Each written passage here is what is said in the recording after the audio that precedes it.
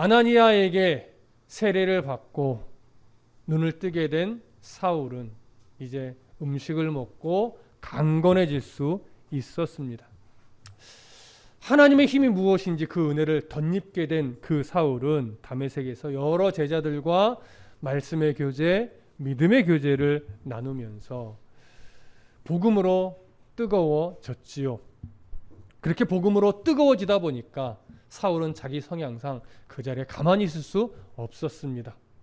자기가 알게 된, 다시 새롭게 알게 된 예수 그리스도, 그분의 십자가 은혜, 하나님 나라의 복음, 그 복음을 가만히 가슴에만 두고 있을 수 없어서 그는 다메섹의 회당들을 돌아다니며 복음을 전했습니다.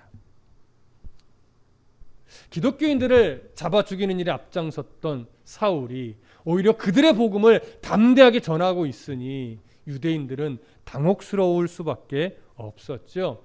그렇게 복음을 전하던 중에 사울은 성령의 인도를 따라 아라비아로 가서 약 3년 정도 거기서 주님과 교제하며 말씀을 전하는 자로서의 훈련을 받은 것으로 여겨집니다. 그렇게 주님과 교제하며 말씀에 더 깊이 잠겼던 사울은 다시 다메섹으로 돌아온 이후에 이전보다도 더욱더 열정적으로, 더욱더 뜨겁게 복음을 회당에 다니면서 전한 것으로 보여집니다.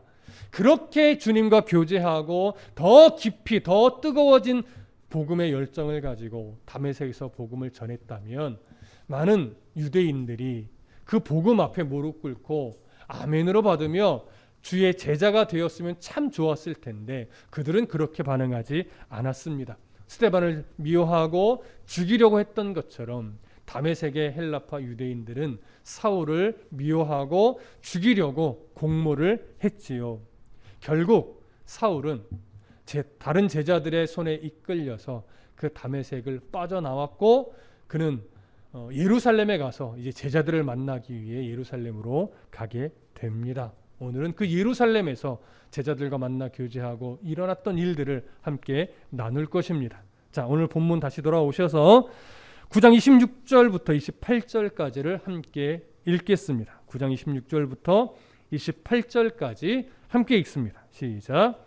사울이 예루살렘에 가서 제자들을 사귀고자 하나 다 두려워하여 그가 제자됨을 믿지 아니하니 바나바가 데리고 사도들에게 가서 그가 길에서 어떻게 주를 보았는지와 주께서 그에게 말씀하신 일과 다메섹에서 그가 어떻게 예수의 이름으로 담대히 말하였는지를 전하니라.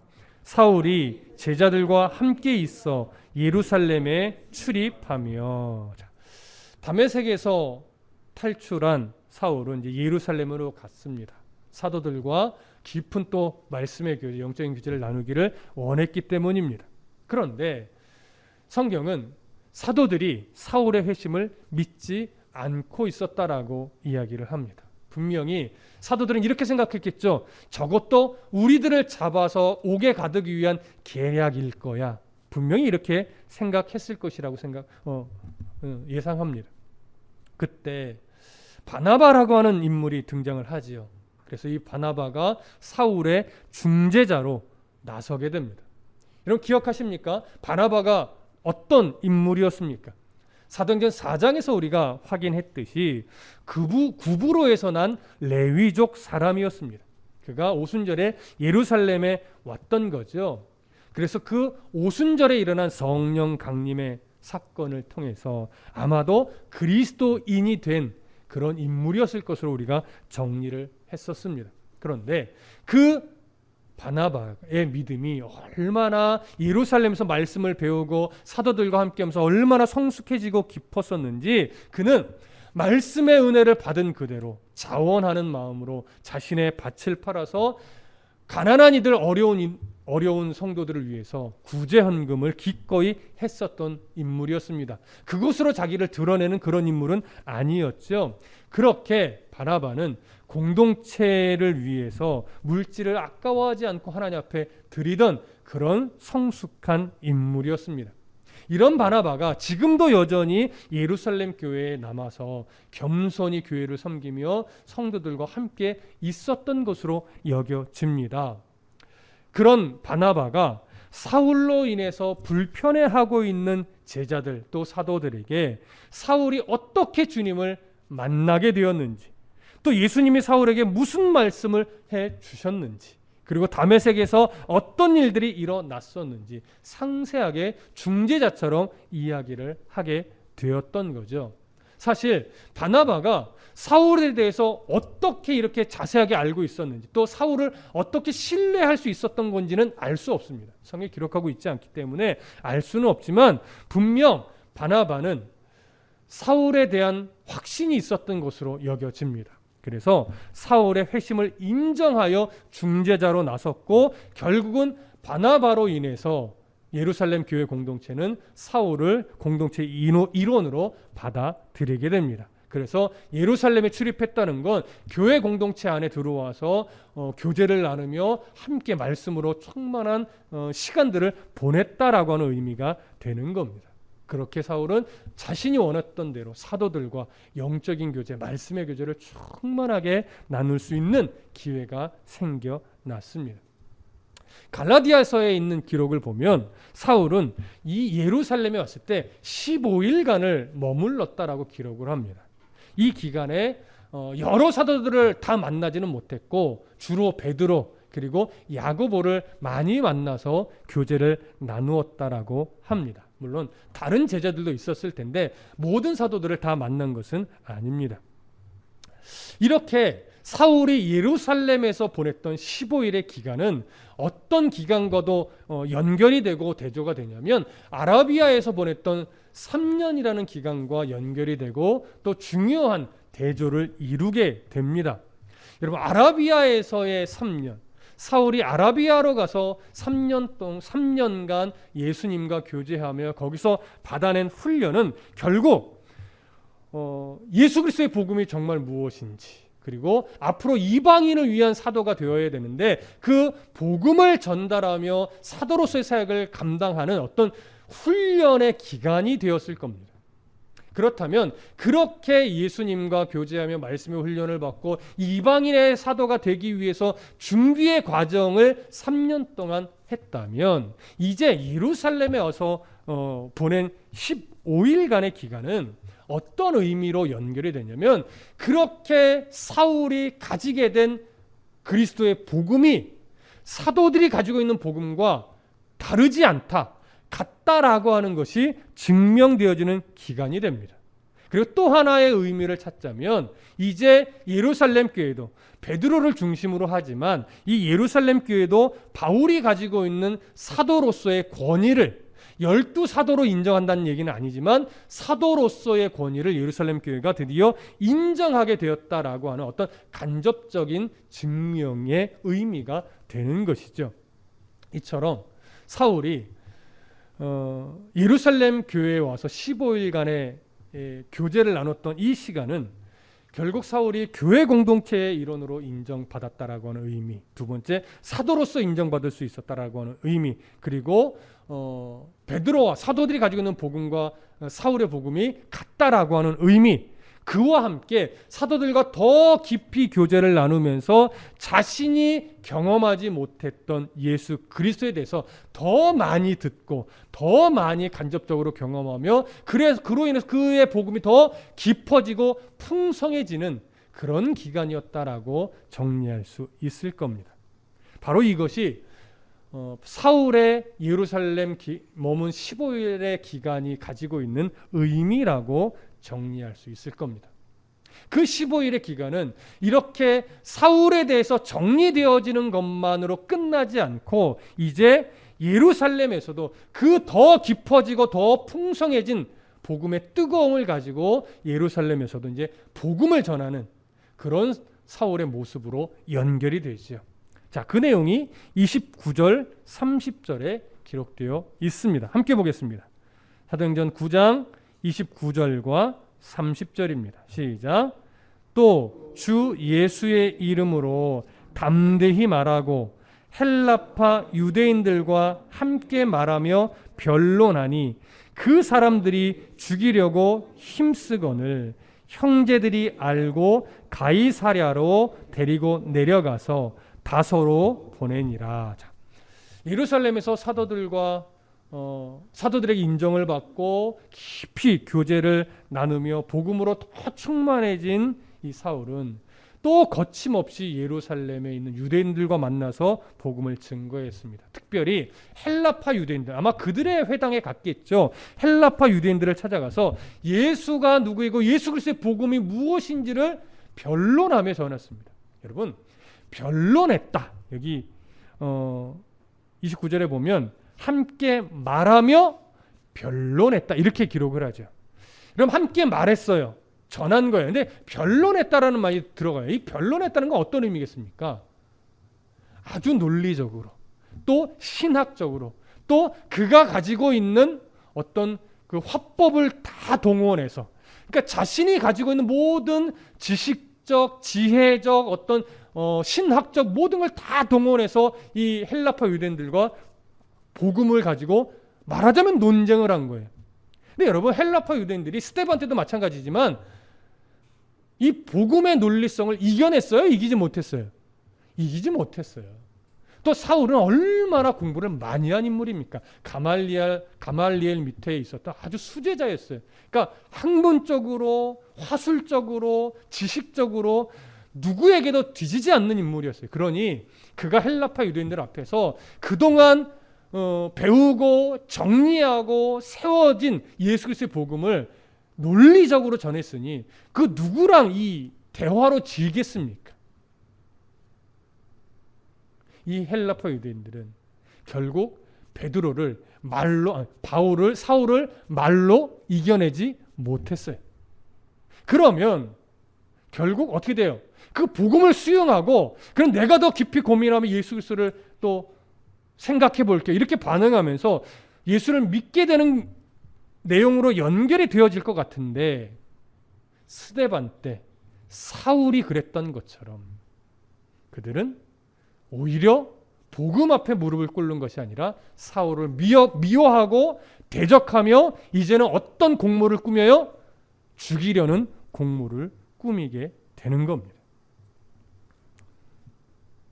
결국 그들의 대적함이 얼마나 거셌는지, 또 죽이려고 하는 이 시도가 얼마나 강했는지 제자들이, 그러니까 다른 형제들이 그 사실을 알고 사울을 데리고 가이사라로, 해안가로 내려갑니다.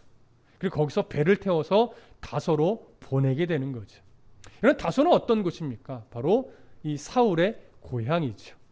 로마 시민권자였던 사울이었기에 고향 다소로 가면 아마도 이들이 거기까지는 찾아와서 자기를 죽이려 하지 못할 것이다 라고 생각했던 것으로 여겨집니다. 그래서 안전하다고 여겨지는 고향으로 이 사울은 피신을 하게 되지요. 이렇게 고향 다소로 가게 된 사울, 거기서 몇 년을 여러분 머물게 되었을까요? 무려 13년을 칩거하게 됩니다. 고향 다소에 가서 13년 동안 무엇을 했는지 성경의 기록이 별로 없어요. 무엇을 했는지 알 수 없어요. 그러나 고향 다소로 그가 가게 된 이유는 복음을 위해서는 아니었습니다. 복음을 전하기 위한 선교적 마음을 가지고 다소로 간 것이 아니라 다메섹에서 열심으로 복음을 전했지만 결국은 어떤 결과를 만들어내지 못하고 실패하고 도망 나왔고, 예루살렘에서도 더 복음으로 뜨거워져서 자신의 열심을 가지고 복음을 전했지만 결국 복음의 결실을 맺지 못하고 도망쳐 나와서 간 곳이 다소였어요. 그렇게 13년을 칩거하게 된 겁니다. 여러분, 한 가지 생각해 볼 게 있습니다. 사울이 전한 복음과 바울이 전했던, 오순절에 전했던 복음, 또 빌립이 사마리아 성에서 전했던 복음, 또 빌립이 에디오피아 관리에게 전했던 복음 같을까요? 다를까요? 다르지 않죠. 복음의 내용이 틀리지 않습니다. 같습니다. 그런데 베드로가 오순절 성령 강림 이후에 예루살렘에서 전한 복음으로 인해 많은 이들이 회심하고 그리스도인이 되었습니다. 빌립이 사마리아로 가서 그들에게도 복음을 전했을 때 많은 이들이 회심하여 그리스도인이 되었습니다. 에디오피아 관리를 만나서 복음을 전했을 때 그 에디오피아 관리는 내가 세례를 받는데 무슨 거리낌이 있느냐 말할 정도로 그 복음에 반응해서 세례를 받고 그리스도인이 되었습니다. 근데 지금 베드로는, 사울은 복음으로 뜨거워졌고 더 신학적으로 온전하게 정립이 되었어요. 누구에게도 말로 지지 않을 만큼 아주 확고한 신학적 이해까지도 생겼어요. 그렇게 복음을 변론하며 전했는데 다메섹에서도 그렇고 예루살렘에서도 그렇고 복음에 대한 결실이 맺혀지지 않아요. 사람들이 회심하는 일이 나타나지 않았어요. 뭐가 부족했을까요? 분명히 동일한 복음이었고, 여러분 언변력이 딸렸을까요? 제 생각에는 다릅니다. 오히려 베드로보다도 언변력은 더 뛰어났을 것이고 빌립보다도 더 확실하게 전했을 것으로 여겨집니다. 그런데 왜 사울의 이 복음을 전하는 현장에서는 회심의 역사가 일어나지 않은 것일까요? 우리 한번 깊이 생각해 보실 필요가 있습니다. 자, 어디를 한 구절 보시냐면 사도행전 22장으로 가봅니다. 사도행전 22장 17절부터 21절까지 보겠습니다. 사도행전 22장 17절부터 21절까지 우리 함께 읽겠습니다. 17절부터 21절 시작. 후에 내가 예루살렘으로 돌아와서 성전에서 기도할 때에 황홀한 중에 봄에 주께서 내게 말씀하시되 속히 예루살렘에서 나가라. 그들은 네가 내게 대하여 증언하는 말을 듣지 아니하리라 하시거늘 내가 말하기를 주님 내가 주를 믿는 사람들을 가두고 또 각 회당에서 때리고 또 주의 증인 스데반이 피를 흘릴 때에 내가 내 곁에서 찬성하고 그 죽이는 사람들의 옷을 지킨 줄 그들도 아나이다. 나더러 또 이르시되 떠나가라. 내가 너를 멀리 이방인에게로 보내리라 하셨느니라. 자, 사울이 예루살렘에서 피신하기 전에 이미 그가 기도할 때에 예수님이 그에게 찾아오셔서 이미도 많은 이들이 네가 아무리 전해도 너의 복음을 듣지 않을 거라는 말씀을 해 주셨어요. 그리고 내가 너를 멀리 이방인에게로 보낼 것이다 라는 말도 이미 해 주셨어요. 그래서 사도들이 그를 고향 다소로 보낼 때 사울이 순순히 그 말을 듣고 고향으로 간 것입니다. 자, 그러면 그렇게 말하자면 복음의 결실을 맺지 못하고 사울이 고향 다소로 갈 때 그는 어떤 생각을 하게 됐을까요? 난 실패자야 이렇게 생각하고 왔을까요? 아니요. 그런 것이 아닙니다.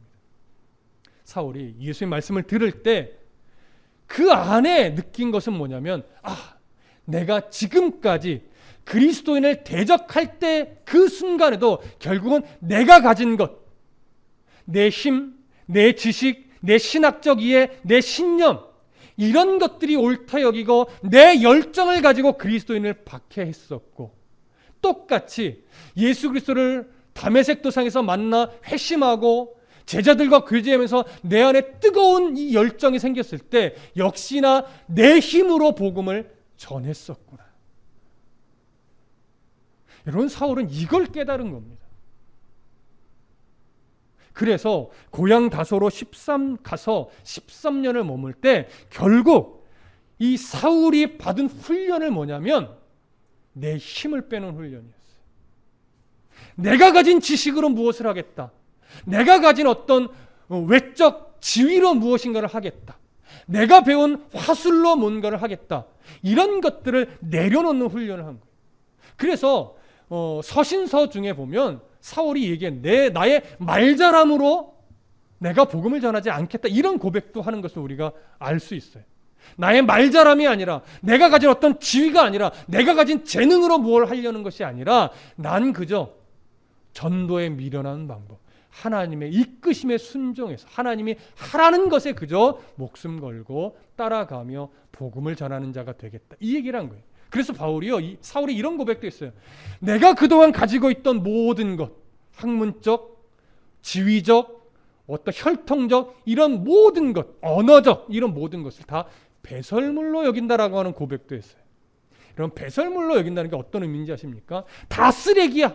이런 의미 아니에요, 여러분. 이거 오해하면 주님을 만나니까 재물도 필요 없고 지식도 필요 없고 지위도 필요 없고 언어적 화술도 필요 없고 다 쓰레기야. 그저 난 주님만 있으면 돼. 이렇게 여겼다라고 생각하시는데 그게 아니에요, 여러분. 내가 가지고 있던 그 모든 것들이 이전에는 나를 위해 내 열심을 가지고 내가 써서 내가 뭔가 이루려고 했었는데 그런 모든 열심들은 다 배설물처럼 그렇게 쓰지 않겠다라고 하는 거예요.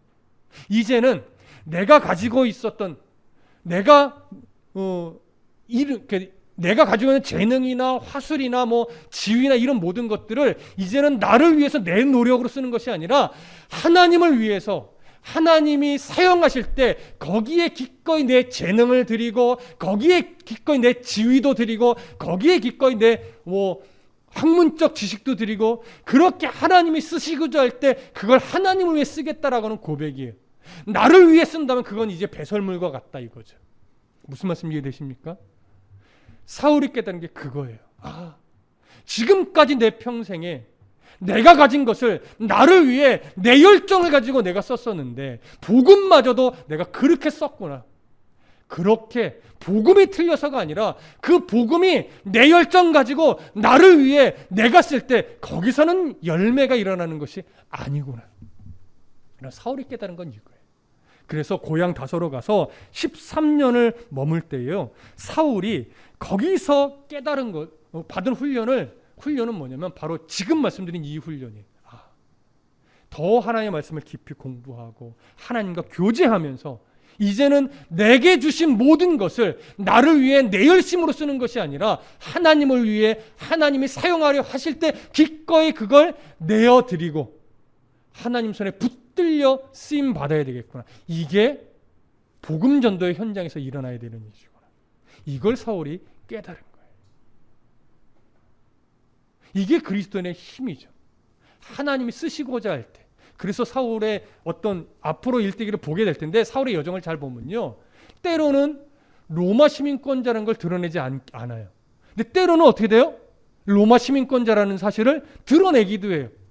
왜 그럴까요? 바로 복음을 위해서 필요하다 여길 때는 드러내는 거예요. 복음을 위해서 로마 시민권자라는 사실이 유익되지 않을 때는 드러내지 않아요. 그렇게 복음을 위해 내가 가진 것이 바르게 쓰임 받도록 그는 사용할 줄 아는 인물로 나중에 계속 바뀌어져 가게 되는 것이죠. 그래서 13년이라는 기간은 뭐냐면 하나님이 그를 부르시기까지 13년이 걸렸다는 얘기예요.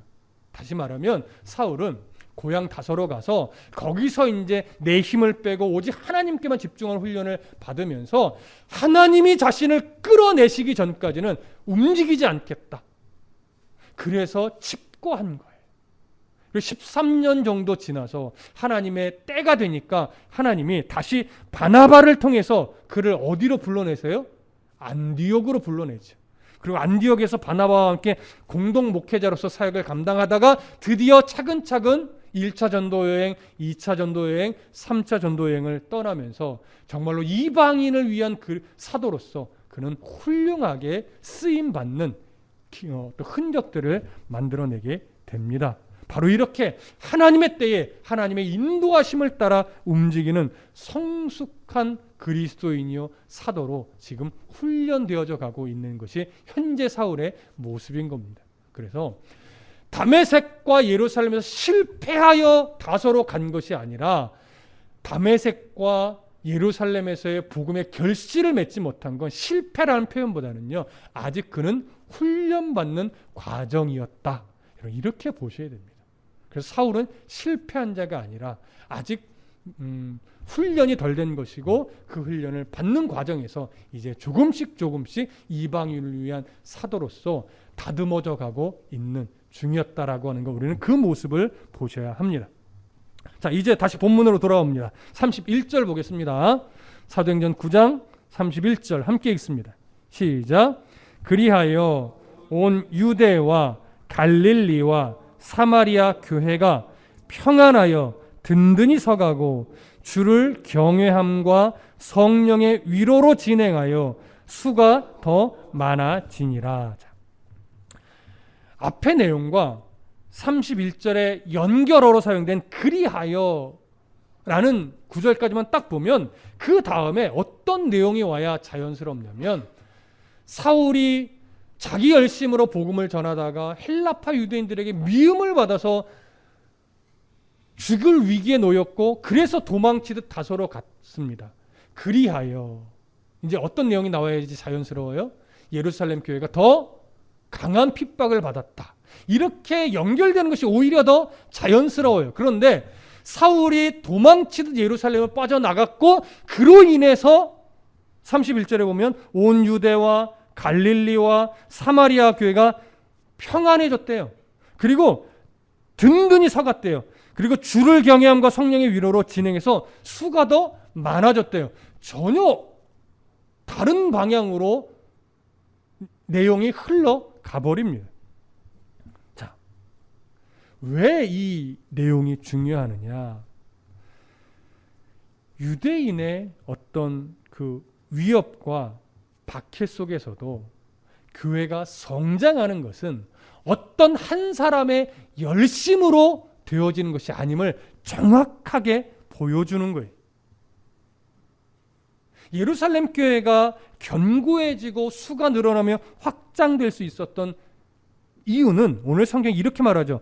당시 성도들이요, 어떤 현실의 상황과 상관없이 무엇에 집중했냐면 주를 경외함에 집중했어요. 그리고 성령의 위로로 나아가는 일에 집중했어요. 이 두 가지가 중요한 거예요. 자, 주를 경외함이라는 게 뭐예요? 주를 경외함. 단순하게 종교적 어떤 행위를 열심히 하나님 앞에 하는 것, 이걸 말하는 것이 아니에요. 여기서 주를 경외함이라는 건 뭐냐면 기본적으로는 하나님을 두려워할 줄 아는 신앙을 가졌다라고 하는 거예요. 하나님을 두려워할 줄 아는 신앙이라는 게 하나님을 생각하면 늘 공포스럽다, 이런 공포예요? 그거 아니죠. 공포, 하나님을 안에서 무서워했다, 이런 말이 아니라 하나님 앞에서 내가 얼마만큼의 죄인인지를 인정하고, 그리고 그 하나님의 은혜, 예수 그리스도의 은혜만을 온전히 의지하며 나아가는 그런 신앙의 태도를 가지게 됐다는 얘기예요. 그것이 경외예요. 그래서 두렵고 떨리는 마음으로 하나님 앞에서의 내 존재가 어느 위치인지를 알고, 그럼에도 불구하고 나를 어떻게 사랑해내셨는지를 인정하면서 그 하나님을 신뢰함으로 하나님을 의지하며 신앙의 삶을 살아낼 줄 아는 태도, 이것이 주를 경외하는 태도입니다. 그러니까 하나님보다 앞서지 않으려고 부단히도 노력하는 것이고, 하나님의 인도함을 받으려고 부단히도 노력하는 것이고, 하나님의 마음이 무엇인지를 깨닫고 그 깨달은 마음을 가지고 살아내려고 부단히도 노력하고 애쓰는 이 태도가 주를 경외하는 태도예요.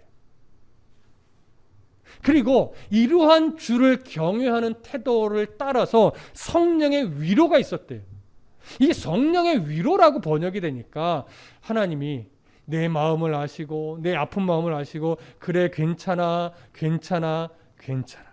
이렇게 보듬어 주시는 것처럼 생각할 수 있는데, 여기서 성령의 위로는요, 헬라어적으로 보면 어떤 의미에 더 가깝냐면 성령의 후원이라는 의미에 더 가까워요. 성령의 후원. 무슨 말이냐면 예루살렘 교회 성도들이 외적 환경이 어떠하든지 간에 그들의 신앙 중심은 오직 하나님만 바라보는 거예요. 그래서 하나님을 두렵고 떨리는 마음으로 바라보면서 자기의 모습과 자신을 지키시는 하나님, 보호하시는 하나님, 인도하시는 하나님의 은혜를 분명하게 신뢰하고 하나님만 의지해서 하루하루를 말씀 앞에서 살아가다 보니까 하나님께서, 성령 하나님께서 그들의 삶의 여정에 구체적으로 함께 하셔서 후원하시는 거예요. 도우시는 거예요. 그들의 말과 행실에 성령 하나님이 같이 동행해 주시니까 그들의 삶 자체가 그냥 복음이 돼버리는 거예요. 그들의 삶 자체가 말과 행실이 복음이 돼버리니까 오히려 그를 대적하는 자들이 하나둘씩 바뀌어서 그리스도인이 되어가는 것이죠. 이게 성령의 후원이에요. 성령의 도우심이에요.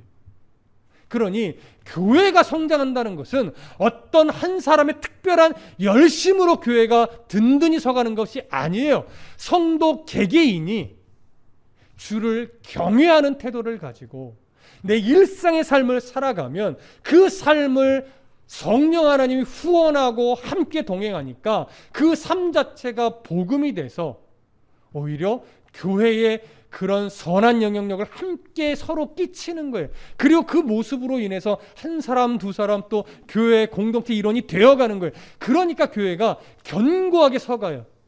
그러니까 당연히 교회 성도의 수가 늘어나요. 이 숫자를요, 단순하게 교회가 막 부흥했다, 사람이 많이 몰려들었다, 이런 쪽으로만 생각하지 마십시오.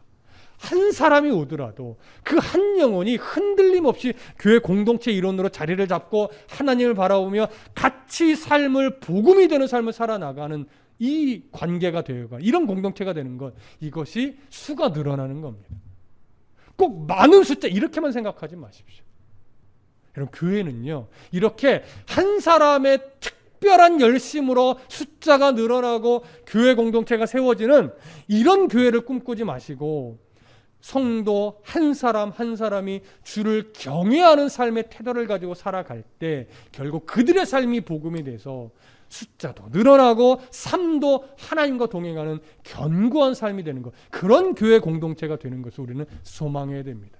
그러면 자 보십시오. 왜 사울의 마치 복음에 실패한 것 같은 그런 모습에 이어서 이 내용을 왜 연이어서 기록했는가? 이유가 있습니다.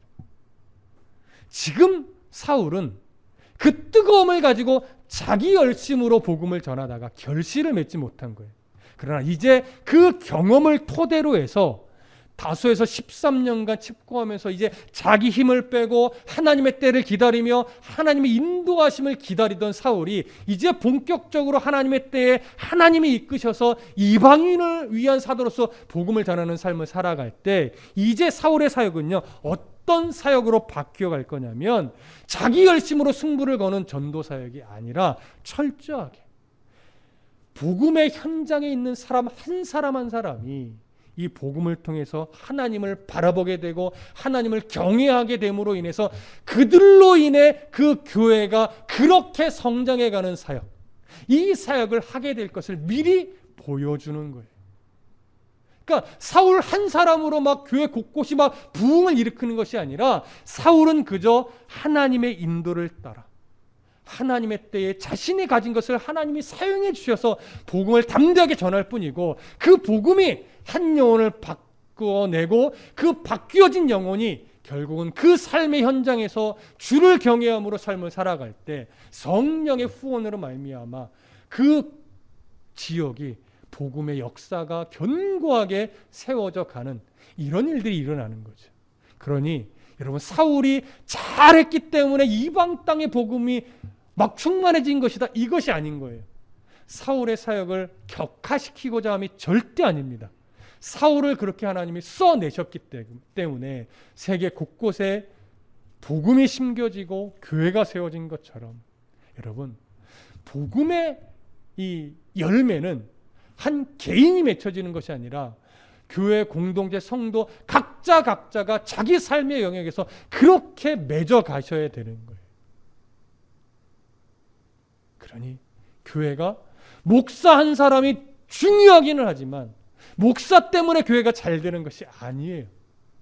목사가 하나님의 말씀을 정직하고 바르게 전할 때 그 말씀이 성도 개개인의 가슴에 새겨져서 주를 경외하는 삶을 여러분들이 살아낼 때 여러분들과 저의 삶이 복음이 돼서 교회가 함께 견고해지게 만들어가는 것이고 그로 인해서 한 사람 두 사람 말씀 안으로 들어와서 또 수가 그렇게 늘어나는 겁니다. 그런 교회 공동체가 오늘 사울을 통해서 사울의 흔적을 통해서 우리에게 보여주는 아름답고 건강한 교회 공동체의 모습인 겁니다. 바울이 고린도후서 7장 1절에서 이런 고백을 했어요. 한번 찾아볼까요? 고린도후서 7장. 고린도후서 7장 1절입니다. 자, 함께 읽겠습니다. 고린도후서 7장 1절 시작. 그런즉 사랑하는 자들아, 이 약속을 가진 우리는 하나님을 두려워하는 가운데서 거룩함을 온전히 이루어 육과 영의 온갖 더러운 것에서 자신을 깨끗하게 하자. 우리가 일상 속에서 해내야 될 치열한 싸움은 뭐냐면 바로 사울의 이 고백처럼 하나님을 두려워하는 가운데, 이 경외하는 삶이죠. 하나님을 두려워하는 가운데 거룩함, 그리스도인의 자녀다운 거룩함, 이것을 온전히 이루어가면서 육과 영의 온갖 더러운 것에서 자신을 깨끗하게 하기 위한 노력하는 것. 여러분, 이 세상을 돌아보면 정말로 어그러진 가치관이 얼마나 많으며 우리를 미혹하여 하나님이 기뻐하지 않는 것을 알면서도 자꾸 그것에 끌려가는 우리의 모습이 얼마나 많습니까? 욕심, 탐심, 성적, 물질적, 정치적, 어떤 지위적 수많은 미혹거리들이 하나님이 싫어하는 가치관임에도 불구하고 우리의 이 주변 환경 속에 널려 있어요. 미혹거리들로. 그런 미혹거리들에 몸과 마음을 빼앗기지 않으려고 부단히도 주님과 동행하며 애쓰는 것, 이것이 바로 이 약속을 가진, 하나님 나라의 약속을 가진 우리들이 기꺼이 해야 될 싸움이에요. 이것이 주를 경외하는 자의 삶의 태도입니다. 이런 태도로 우리가 삶을 살아가면요, 여러분, 꼭 예수 믿으세요 안 해도 우리의 이런 삶의 흔적이 복음이 되는 거예요, 여러분. 그러면 그 복음은 꼭 우리 교회의 숫자적 성장이 아니더라도 그렇게 살아낸 삶의 복음은 어디선가 결실을 맺게 되어 있어요. 그러면 교회는 성장하는 거예요, 여러분. 꼭 개교회, 지역교회가 막 숫자로 늘어야 성장하는 것이 아니라 내가 그렇게 삶을 살아내면 하나님은 나의 그런 복음이 되는 삶을 통해서 누군가를 어느 곳에서는 열매 맺게 만들어낸단 말이죠. 그렇게 넓게 보고 우리는 살아가야 됩니다. 우리가 지금 이런 싸움을 해야 되는 것이고 사울도 다소로 내려가서 이 싸움을 해냈어요. 이렇게 자신을 하나님을 경외하는 태도를 가지고 이 세상 속에서 육과 영을 더러운 것을 깨끗하게 하는 씨름을 우리 해내야 됩니다. 이것이 그리스도인의 힘입니다.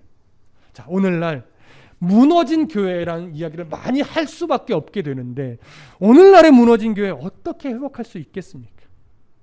이 코로나 시대가 2년 가까이 되면서 사실은 많은 성도들의 예배가 많이 무너져 버렸어요. 특히 젊은 청년들도 이제는 교회 가는 예배보다 그냥 온라인으로 드리는 예배가 편하다고 하면서 합리화시키고 그쪽으로 많이 치우쳐 있는 사람들도 많이 봐요. 그래서 요즘 고민들이 온라인상에서 예배하던 자들은 이제 이것이 어느 정도 해결될 때 어떻게 교회로 오게 할 수 있을까? 이 고민을 벌써 하고 있어요. 많은 목회자들이. 어떻게 그 무너진 성도들이 회복될 수 있을까요? 여러분, 교회에서는 거룩하지만 세상에서는 맘대로 살면서 하나님을 두려워할 줄 모르던 그런 마음의 태도들이 빨리 청산되어져야 됩니다. 하나님을 두려워하고 경외할 줄 알면 이제 우리의 기도가 바뀌어질 거예요. 하나님을 두려워하게 되면 우리의 찬양이 바뀌어질 겁니다. 우리의 예배 형식과 수준이 달라질 거예요. 편의주의에 빠지지 않을 수 있어요. 기복주의에 빠지지 않을 수 있어요. 합리주의에 빠지지 않을 수 있어요. 하나님을 정말 두려워할 줄 아는 신앙이 될 때 우리의 삶이 본질적으로 달라집니다. 여러분, 잘 들으십시오. 하나님을 아는 것과 하나님을 두려워하는 것은, 하나님을 경외하는 것은 다릅니다. 성경을 많이 읽어서 많이 아는 것과 하나님을 경외하는 삶의 태도는 다릅니다. 교회에서 열심을 내는 헌신의 모습과 하나님을 경외하는 것은 조금 다른 겁니다. 여러분, 우리의 열심으로 하나님을 섬기는 것도 중요하지만 그보다 더 중요한 건 하나님을 경외할 줄 아는 그리스도인의 삶의 태도입니다. 하나님을 경외하는 삶을 통해서 우리의 열심이 하나님 손에 붙들려야 됩니다. 내 열심이 앞서는 신앙이 아니라 하나님께서 내 열심을 끌어내 주시고 하나님께서 내 열심을 사용해 주실 때 비로소 그것이 아름다운 열매를 맺을 수 있게 될 겁니다. 주를 경외함으로 온갖 더러운 것에서 내 삶의 모든 것을 깨끗하게 하며 하나님 손에 붙들려 쓰임받는 그러한 교회, 그러한 목회, 그러한 성도의 삶이 되시기를 간절히 축복합니다. 기도하겠습니다.